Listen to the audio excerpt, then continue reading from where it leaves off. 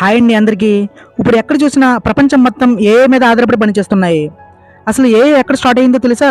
బాగా సక్సెస్ అయిన ChatGPT, Google, Facebook, Apple వంటివి ఇవేమీ కాదు. ఇవన్నీ కూడా ఒకే కంపెనీ సాఫ్ట్వేర్ మీద ఆధారపడి పనిచేస్తున్నాయి. అదే ఎన్విడియా. సాధారణంగా మనం వాడే కంప్యూటర్లు సిపియు మీద వర్క్ చేస్తాయి, కానీ ఎన్విడియా మాత్రం జీపీయూని ఉపయోగించేది.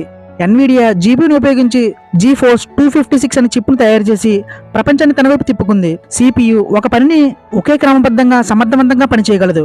అది జీపీయూ అయితే ఒక పనిని ఒకేసారి చాలా పనులుగా సమాంతరంగా పనిచేయగలదు. సిపియూని ఉపయోగించి ఒక ప్రోగ్రామింగ్ తయారు చేయడానికి 100 సంవత్సరాల కంటే ఎక్కువ టైం పడుతుంది.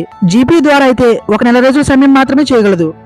దీని వలన యాపిల్, డెల్, హెచ్పి వంటి కంపెనీలు కూడా ఎన్విడియా చిప్లను ఉపయోగించడం మొదలుపెట్టాయి. ఇదిలా ఉండగా 2006లో ఎన్విడియా క్యూడా అనే సాఫ్ట్వేర్ తయారు చేసింది. క్యూడా పనితీరు ఏంటంటే, మనం ఇచ్చిన డేటా నుండి ఎటువంటి కంప్యూటర్ ప్రోగ్రామింగ్ హెల్ప్ లేకుండానే కంప్యూటర్ వాటంతటా అవే నేర్చుకునే ఏఐ మెథడ్.